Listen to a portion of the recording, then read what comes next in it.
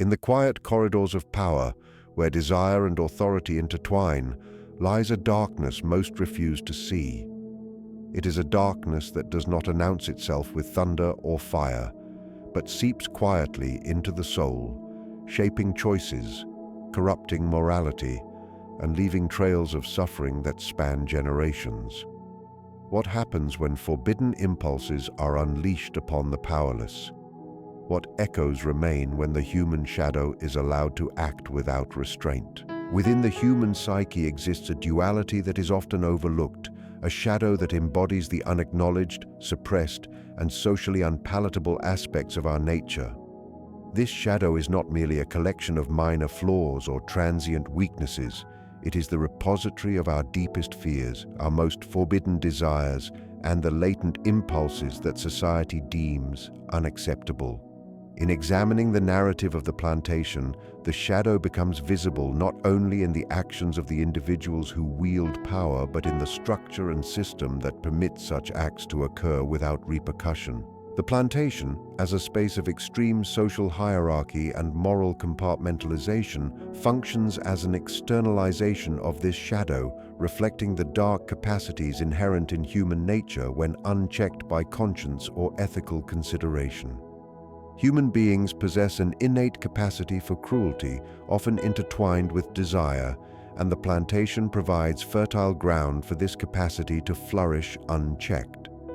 The shadow manifests in ways that are both intimate and systemic, affecting the psyche of both the oppressor and the oppressed. The act of one individual exerting sexual dominance over those without power reveals not only the shadow within that individual, but also the moral blindness cultivated by an entire societal system that normalizes exploitation. This interplay between personal shadow and collective immorality demonstrates how destructive impulses are amplified when the societal conscience is disengaged.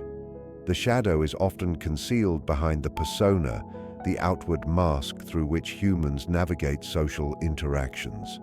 The persona is constructed to adhere to societal expectations, moral codes, and cultural norms, yet beneath it resides a world of impulses and instincts that remain largely unacknowledged. In the context of the plantation, the outward display of civility, refinement, and authority masks an interior reality dominated by primal urges, greed, and the compulsion to dominate.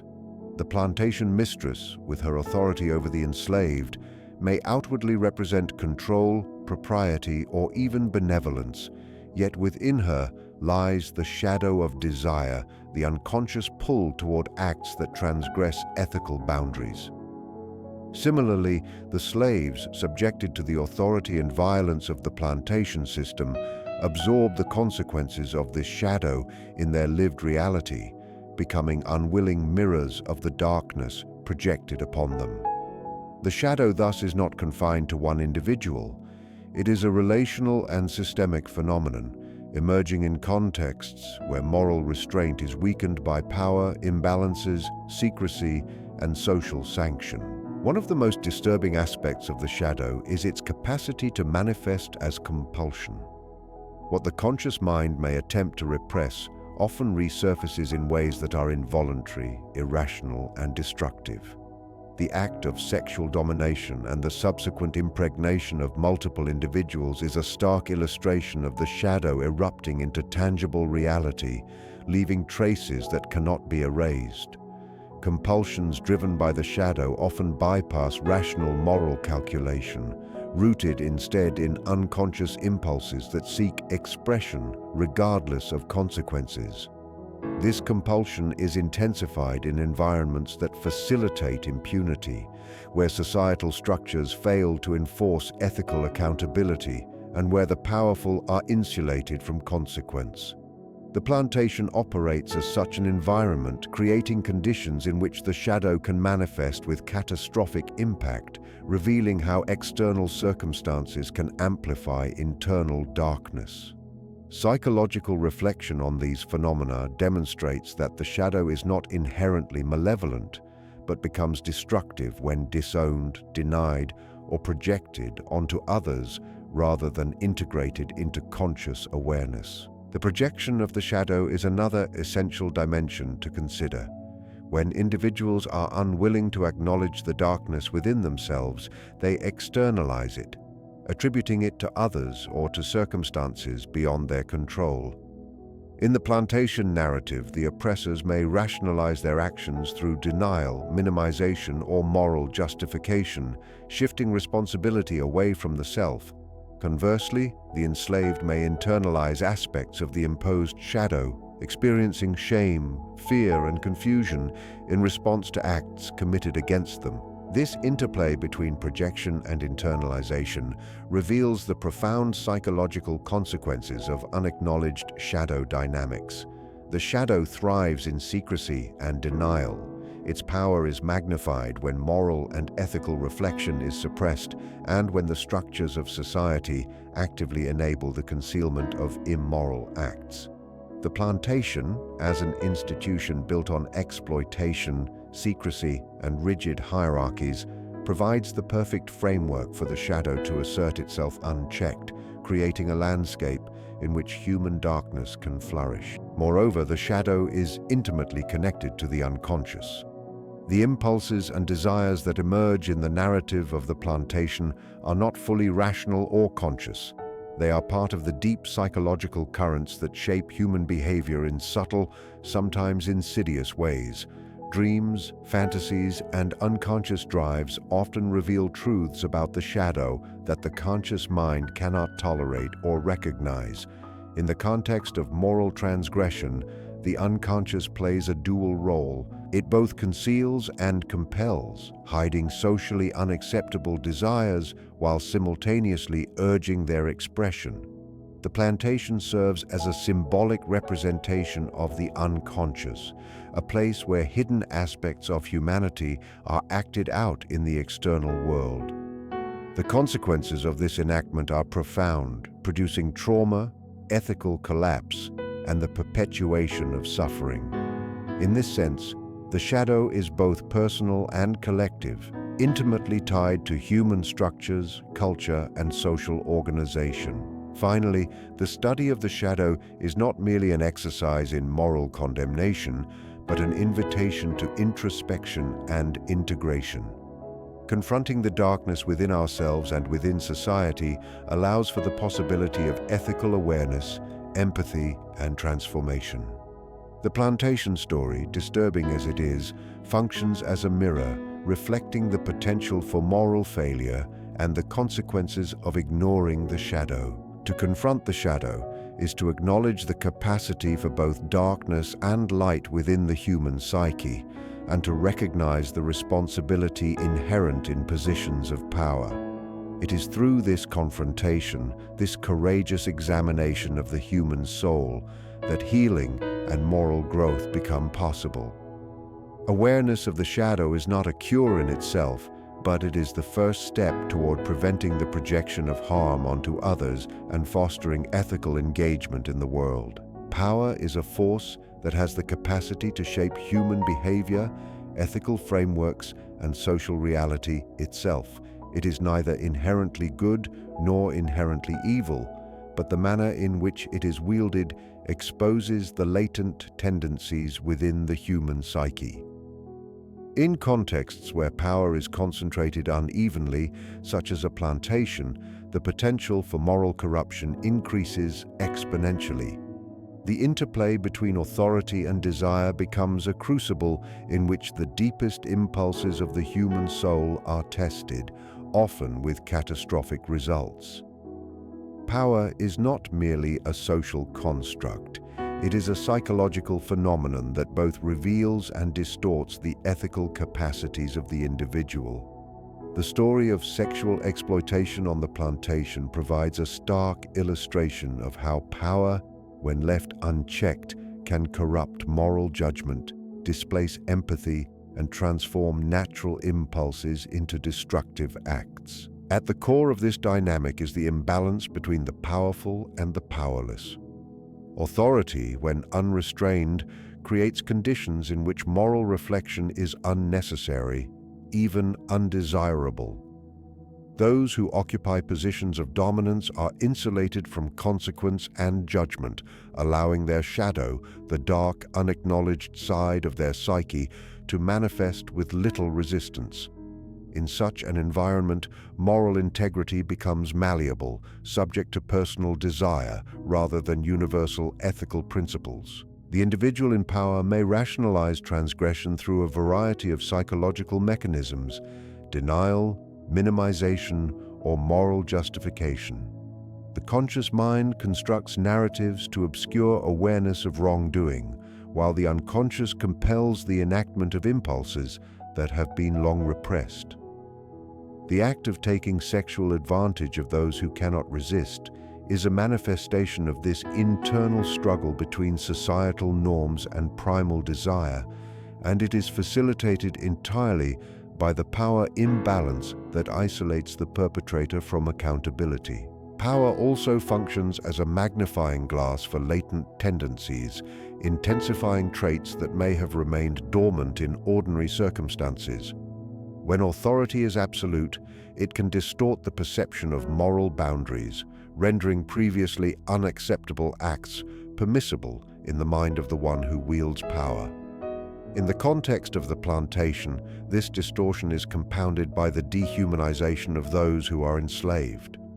The enslaved are reduced to objects of utility and desire, stripped of agency, individuality, and humanity. Such dehumanization is a psychological prerequisite for moral corruption, as it enables the conscious self to evade the dissonance that arises from acting against ethical norms. By viewing the powerless as mere extensions of their will, the powerful can enact acts of exploitation without confronting the moral implications of their behavior.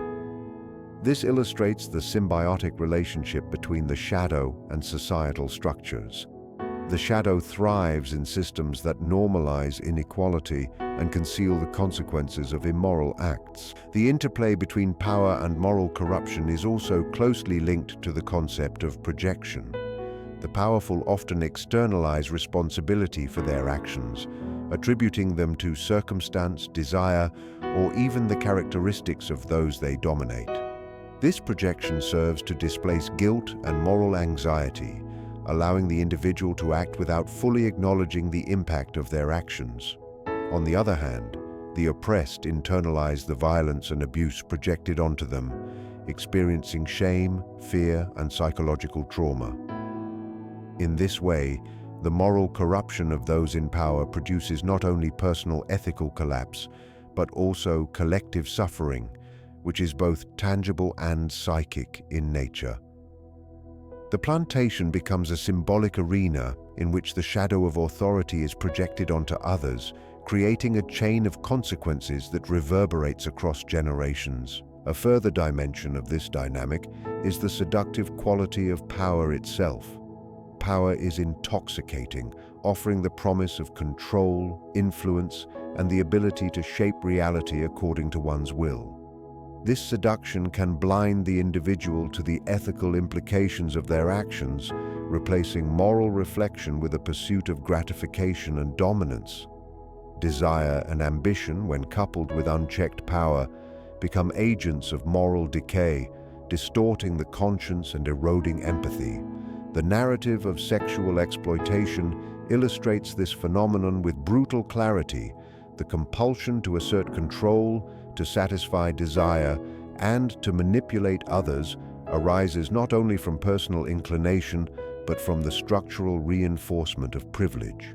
In this sense, power is not merely a tool for action, it is an amplifier of unconscious drives, a mirror that reflects the latent corruption within the psyche. The consequences of moral corruption fueled by power extend beyond the individual, infiltrating institutions, relationships, and societal norms.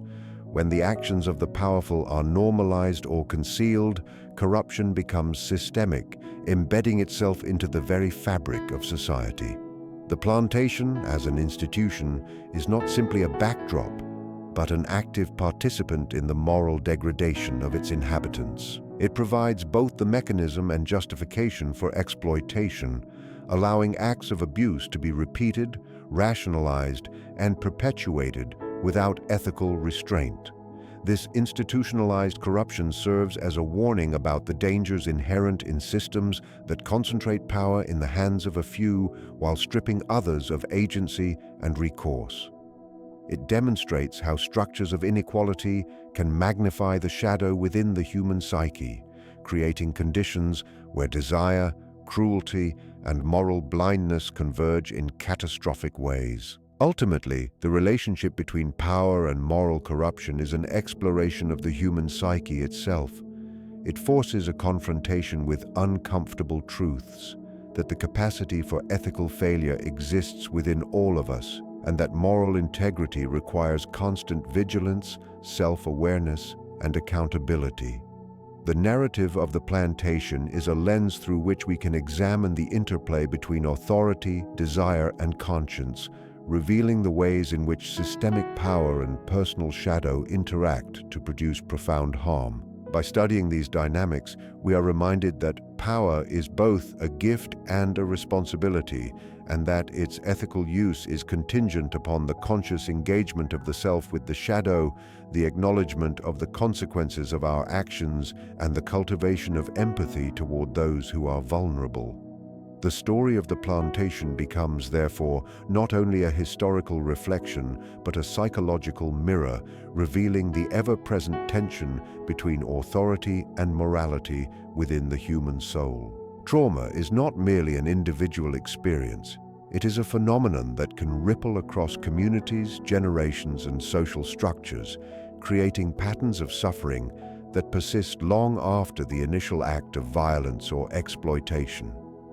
The concept of collective trauma encompasses the ways in which a group of people can internalize and carry forward the psychological consequences of oppression, often without the conscious awareness of each individual. In the context of the plantation, the act of sexual exploitation and forced impregnation of the enslaved women cannot be understood solely as isolated instances of personal transgression. Rather, it represents a systemic infliction of trauma that binds the oppressed into a shared experience of suffering, fear, and moral injury. The collective nature of this trauma arises because the individuals affected are not merely passive recipients of harm. They exist within a social network in which the repercussions of the abuse permeate every relationship, every interaction, and every aspect of daily life. The plantation itself functions as a physical and symbolic environment, where the trauma of the few becomes the trauma of the many, demonstrating how oppression consolidates suffering into an enduring psychological and social legacy. The mechanisms of collective trauma are deeply intertwined with power, hierarchy, and the denial of agency. Within the plantation system, those in positions of power possess not only the ability to inflict harm, but also the authority to enforce secrecy, shape narratives, and suppress resistance. This imbalanced distribution of power magnifies the psychological impact of each act of exploitation, as the oppressed are deprived not only of their freedom, but of the ability to acknowledge, process, or resist the harm done to them. In this context, trauma is not simply a personal wound, it is socially embedded, reinforced by the structures that perpetuate inequality.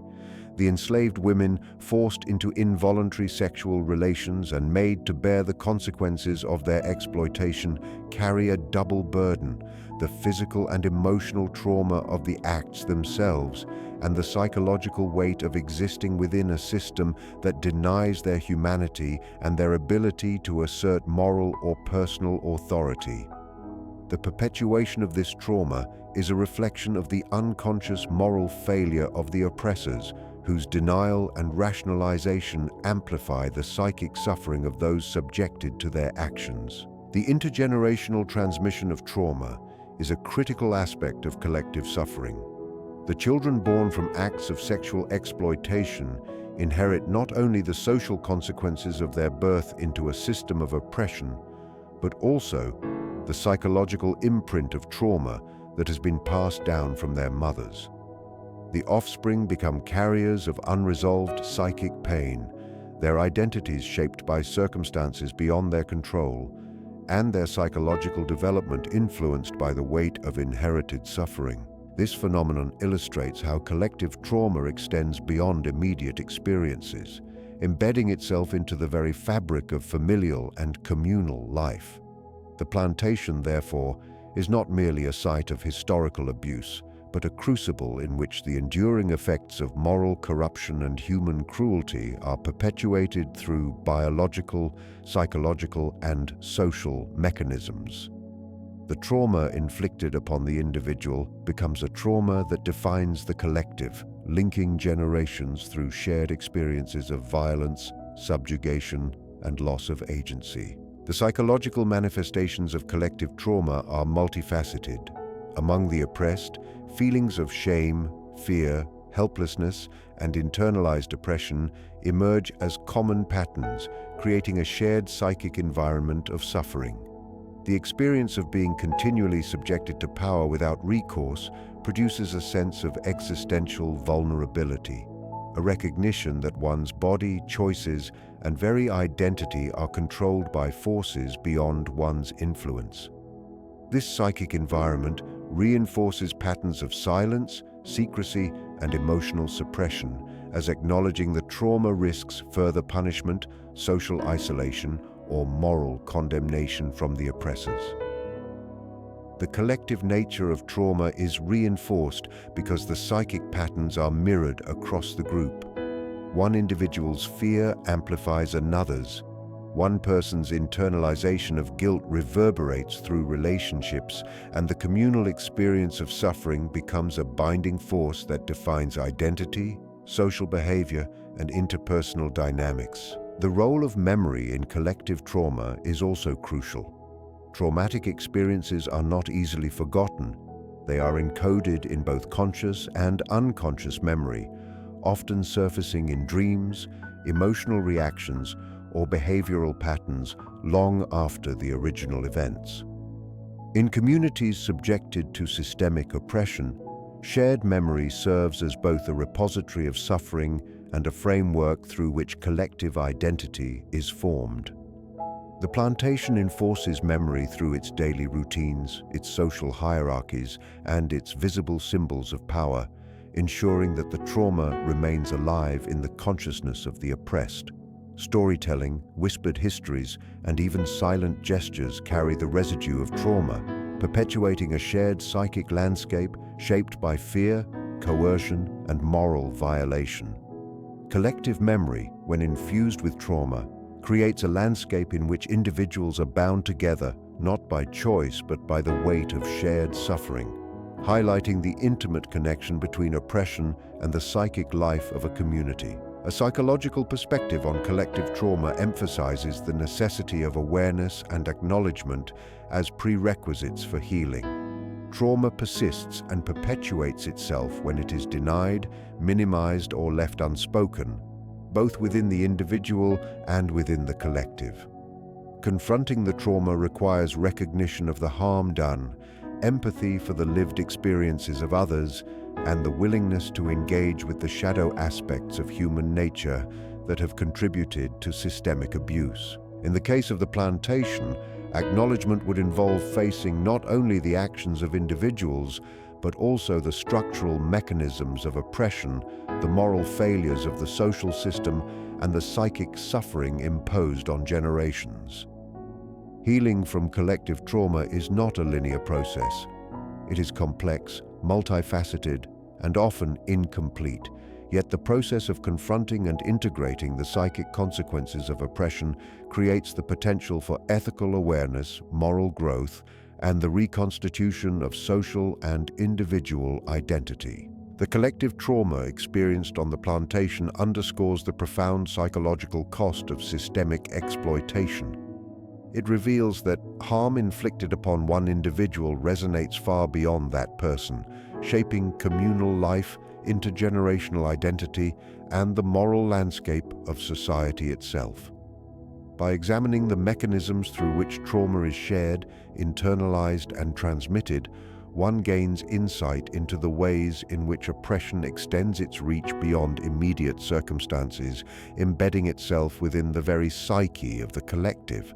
The plantation, in its brutality and structure, becomes a mirror reflecting not only the depths of human cruelty, but also the profound resilience, vulnerability, and interconnection of those who endure oppression, illustrating the complex interplay between personal suffering, systemic injustice, and the shadow dynamics that underlie both. Desire is one of the most potent forces within the human psyche, a driving energy that animates action, shapes relationships, and defines the contours of consciousness. Yet, desire is rarely a simple or benign force. It exists in a complex interplay with morality, social constraint, and the unconscious, particularly when it is forbidden or socially proscribed. Forbidden desire possesses a unique allure precisely because it transgresses boundaries, challenges norms, and awakens impulses that are normally repressed. In the context of the plantation, forbidden desire manifests as the impulse to assert dominance, to indulge in sexual gratification without consideration of consent, and to act upon long-suppressed impulses with impunity. This desire is intensified by the systemic power imbalance, which removes barriers to action and moral accountability, allowing the shadow within the psyche to surface unchecked. The danger inherent in forbidden desire is twofold. It not only compels the individual to act in ways that are destructive to others, but also fractures the moral integrity and psychic equilibrium of the one who succumbs to it, creating a landscape of harm that extends far beyond the immediate act. The psychology of forbidden desire is deeply intertwined with repression. From a Jungian perspective, the human psyche is structured to contain elements of consciousness and unconsciousness, with the shadow harboring impulses deemed unacceptable or dangerous by societal and personal standards. When desire is forbidden, it does not simply disappear. It becomes part of the shadow, gaining intensity, volatility, and a capacity to erupt uncontrollably. The plantation provides a context in which such impulses are not only activated, but amplified.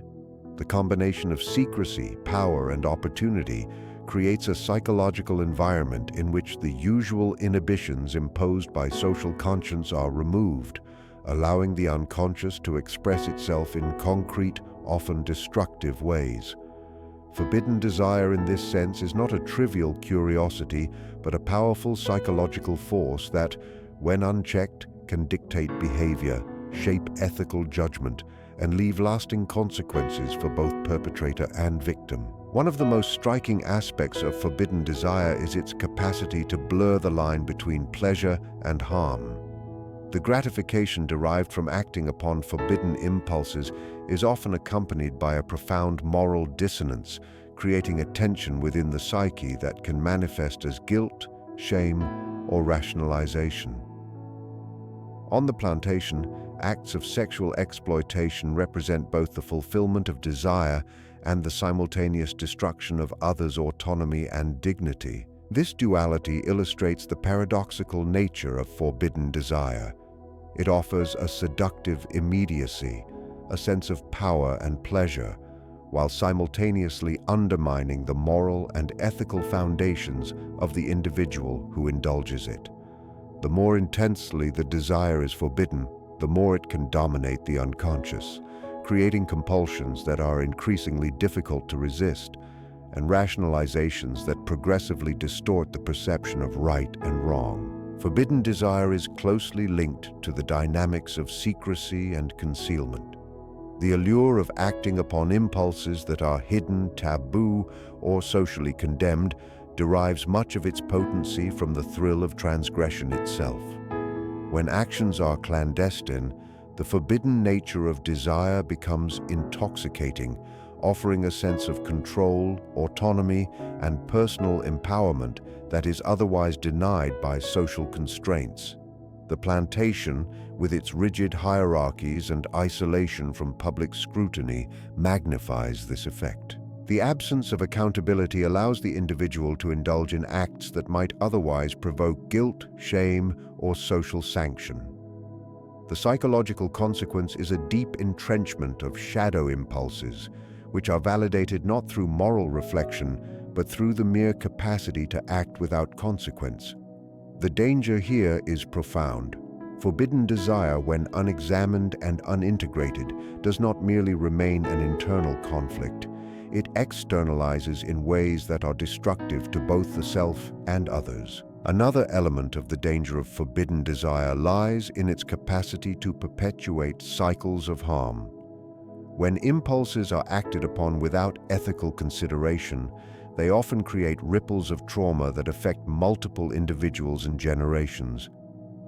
The act of sexual exploitation on the plantation is not confined to a single moment of gratification. It produces long-lasting consequences for the enslaved women, their offspring, and the community as a whole.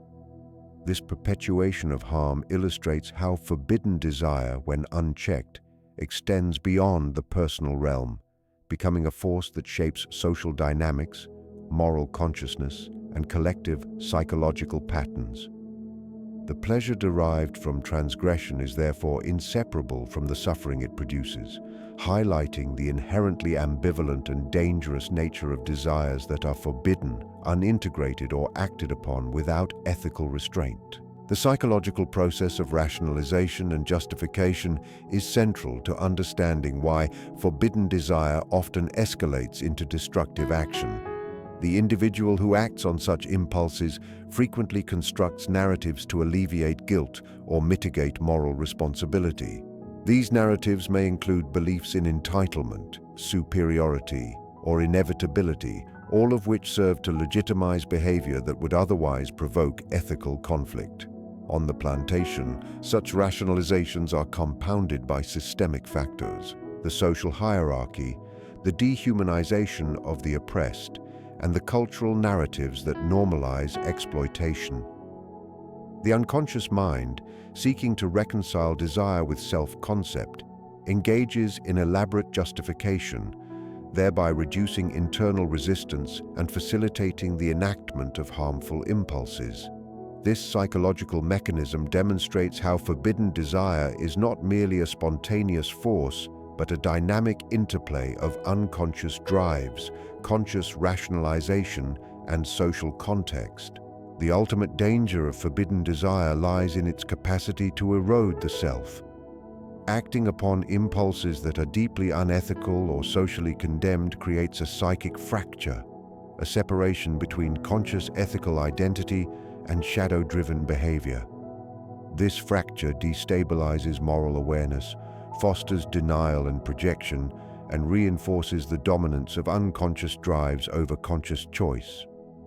In the plantation context, this erosion is evident not only in the actions of the powerful, but also in the broader moral landscape that allows such acts to occur.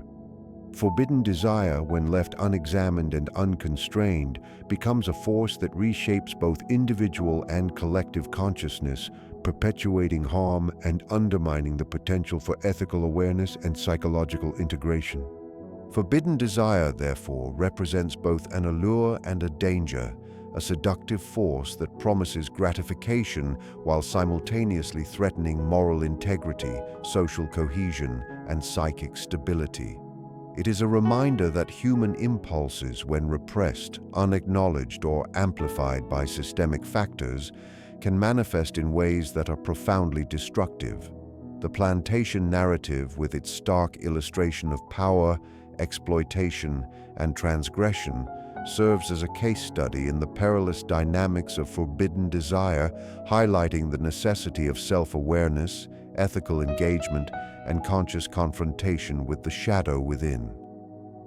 Understanding this interplay is essential for comprehending how desire operates both as a creative and destructive force in human life, and how its consequences ripple far beyond the moment of action, shaping individuals, communities, and generations alike. Guilt, denial, and projection are profound mechanisms of the human psyche that reveal how individuals cope with the tension between moral awareness and unconscious impulses. They are intricately intertwined, forming a triad of psychological processes that allow humans to navigate the dissonance between ethical understanding and the darker aspects of the self. Within the context of the plantation, these mechanisms operate on multiple levels, both within the oppressors who commit acts of sexual exploitation and within the oppressed who are forced to endure them. Guilt emerges when actions conflict with an individual's moral conscience, creating an internal friction that demands acknowledgement or resolution. Denial allows the mind to evade the consequences of that friction, creating a false sense of moral integrity while avoiding the uncomfortable truths of transgression. Projection externalizes the unacknowledged aspects of the self onto others, attributing responsibility or blame to external sources rather than confronting the inner conflict directly. These processes, when operating in tandem, illuminate the ways in which moral awareness can be circumvented, distorted, or displaced, enabling destructive behavior while maintaining the illusion of ethical normalcy. Guilt is the emotional and psychic recognition that one has violated an internal or societal moral code. It arises from the tension between conscious ethical standards and unconscious impulses that drive behavior in ways that contradict those standards. In the plantation context, guilt is a subtle yet pervasive force, often buried beneath layers of rationalization and social justification. The oppressors, while externally commanding authority and control, experience a shadowed awareness of wrongdoing, even if it is muted or ignored. This guilt may not be consciously articulated, yet it exerts pressure on the psyche, manifesting as internal anxiety, tension, or moral conflict. The complexity of guilt is heightened in environments where the system itself legitimizes wrongdoing, as in a plantation, because the mind can oscillate between acknowledgement of harm and reinforcement of rationalizations that mitigate responsibility.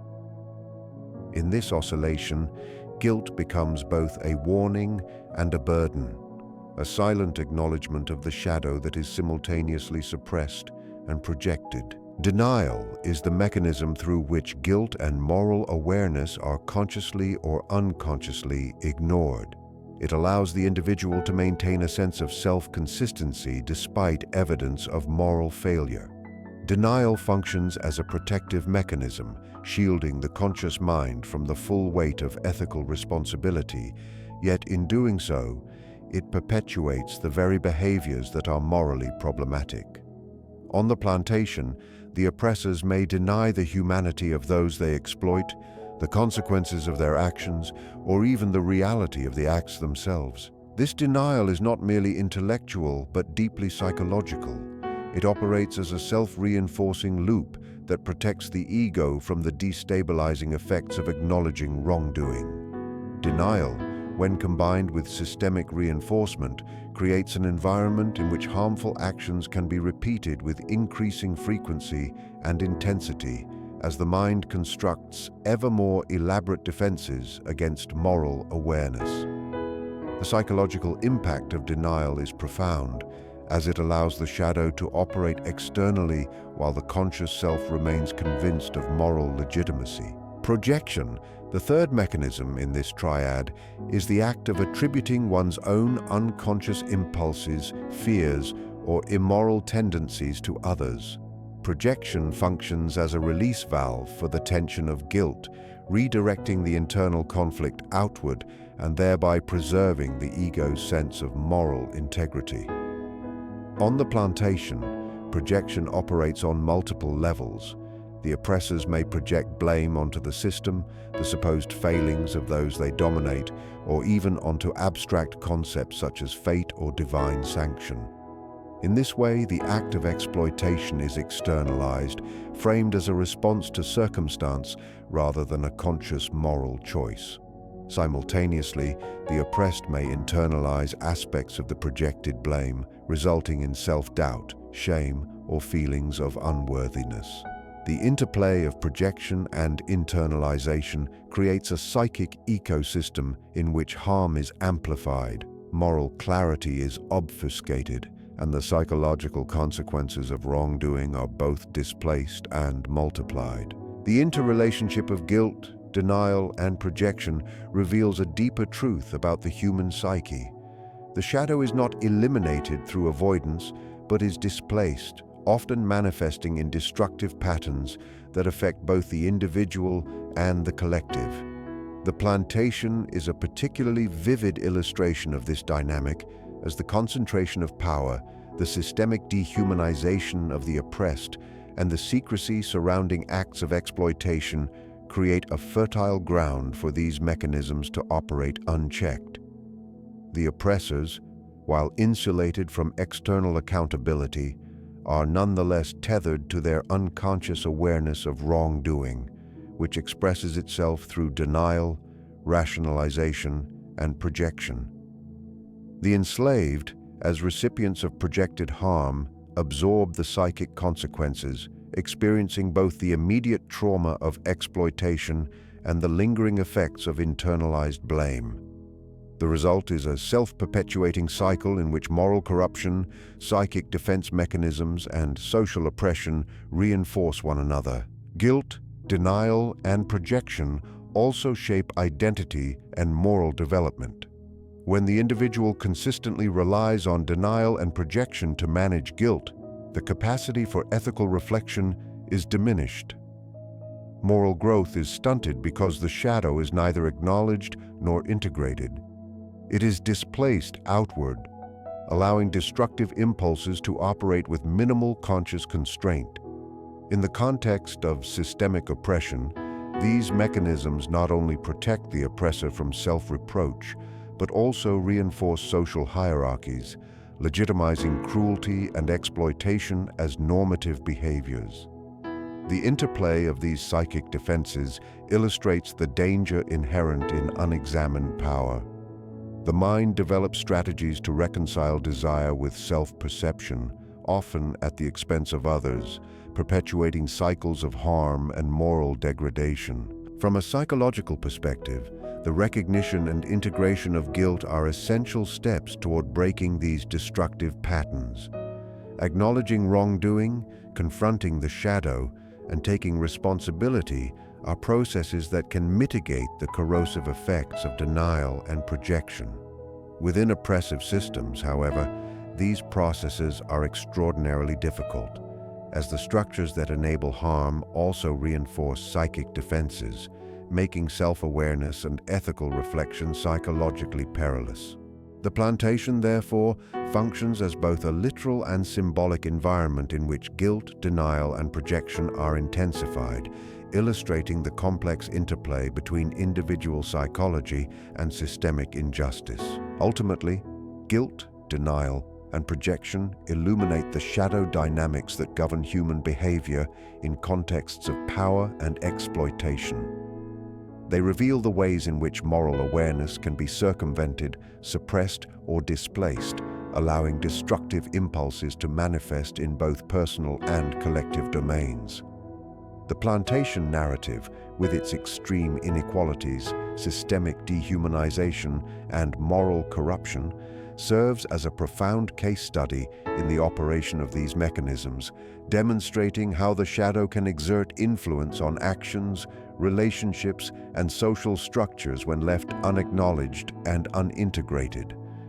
These processes, while psychologically protective in the short term, carry consequences that reverberate across time, affecting both perpetrators and victims in ways that extend far beyond the immediate act of wrongdoing. Awareness is one of the most profound capacities of the human psyche, functioning as a bridge between the unconscious drives that govern much of human behavior and the conscious moral and ethical frameworks that guide action.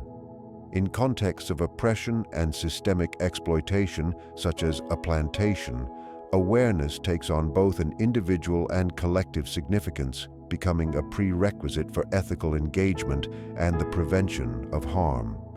The ethical imperative of awareness is rooted in the recognition that human beings possess both the potential for immense creativity and profound destructiveness, and that the shadow, the repository of suppressed desires, impulses, and moral blind spots, requires vigilant acknowledgement to prevent it from manifesting in destructive ways.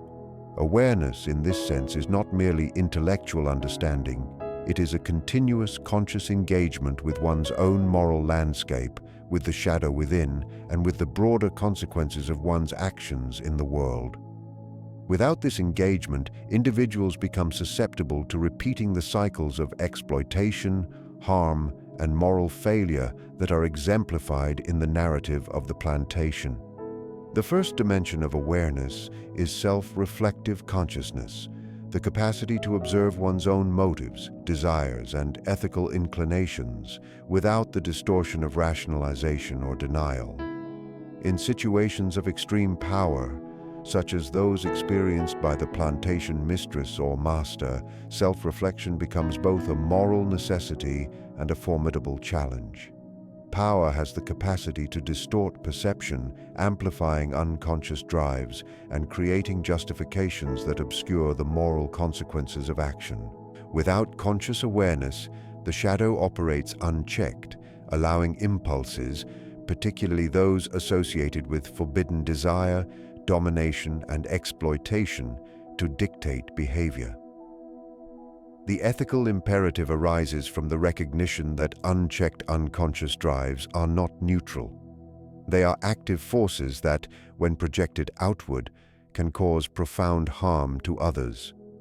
Awareness, therefore, is the act of shining the light of consciousness onto these shadowed aspects of the self, examining them without evasion and integrating them into a framework of ethical understanding that guides behavior in alignment with both moral principles and empathy. Awareness also requires recognition of systemic and structural influences. The plantation is not simply a setting of individual moral failure. It is a social system designed to concentrate power, normalize exploitation, and obscure the consequences of wrongdoing. Ethical awareness demands that individuals do not merely confront their own impulses, but also the ways in which social, cultural, and institutional forces enable, justify, and perpetuate harm. Understanding the interplay between personal desire and structural opportunity allows for a deeper comprehension of responsibility. Actions are not merely products of personal inclination, but are also shaped by the contexts in which they occur. Awareness in this sense functions as both moral insight and social perception, enabling individuals to recognize the ethical implications of their actions within broader networks of power and influence. Without this recognition, moral responsibility is fragmented, allowing destructive behavior to persist under the guise of social or institutional sanction.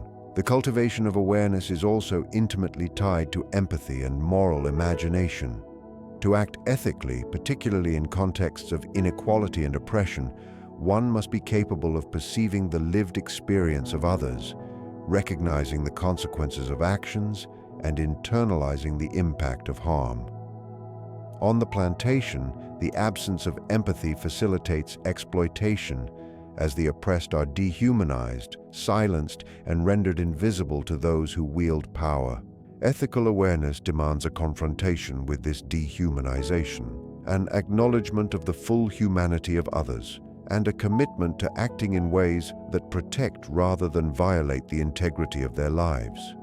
It is through this integration of empathy into conscious awareness that moral action becomes possible, allowing individuals to navigate the tension between desire, power, and ethical responsibility. Another dimension of the ethical imperative of awareness lies in the recognition of intergenerational consequences. The acts committed on the plantation, sexual exploitation, forced reproduction, and systemic dehumanization, do not conclude with the immediate victims. They reverberate across generations, shaping identities, psychological development, and social relations for decades or even centuries. Awareness in this context requires an understanding of the long-term impact of actions, the ways in which harm is transmitted through collective trauma, and the ethical responsibility to prevent perpetuation of suffering. The failure to recognize these consequences constitutes a form of moral blindness, in which the individual is insulated from the broader ramifications of their actions, allowing destructive impulses to operate without accountability. Ethical awareness, by contrast, illuminates these connections, fostering a sense of responsibility that transcends the immediate moment and situates actions within a larger moral and temporal framework. Awareness also entails confronting the uncomfortable truths of the shadow and human desire. Individuals are often tempted to avoid introspection, to deny impulses, or to rationalize unethical behavior. Yet the ethical imperative demands courageous engagement with these truths, acknowledging the capacity for both darkness and virtue within oneself. In the context of the plantation, the shadow is manifest in acts of exploitation, domination, and moral corruption, yet these acts are also expressions of unconscious drives that can be understood, integrated, and transformed through conscious awareness.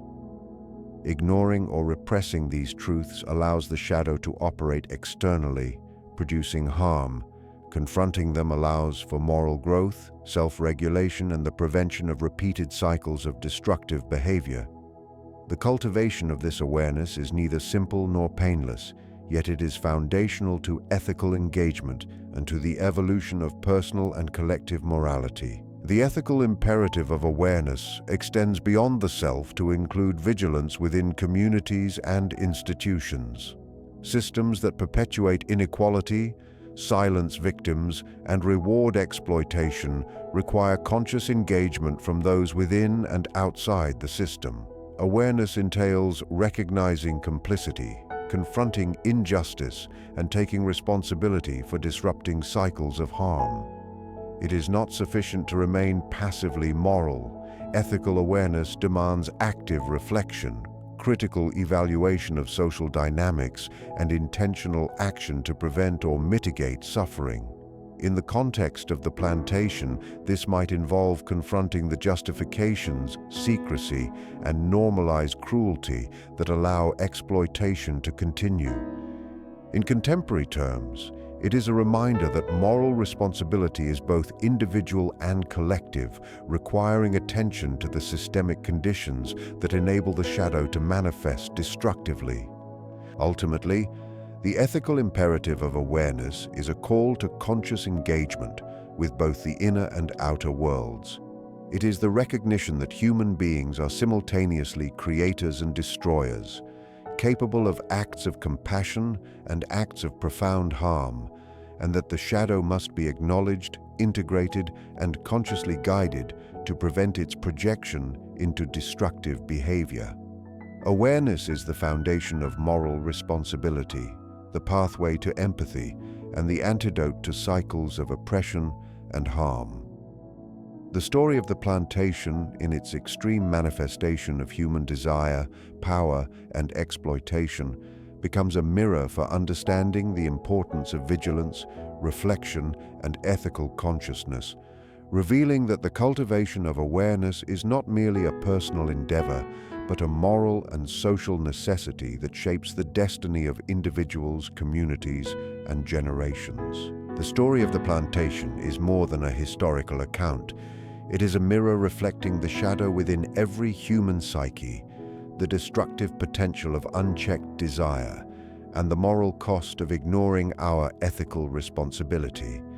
It reminds us that power, when divorced from awareness, breeds corruption, that trauma reverberates beyond the individual, embedding itself in generations, and that forbidden desire, if left unexamined, consumes both the self and the world around it.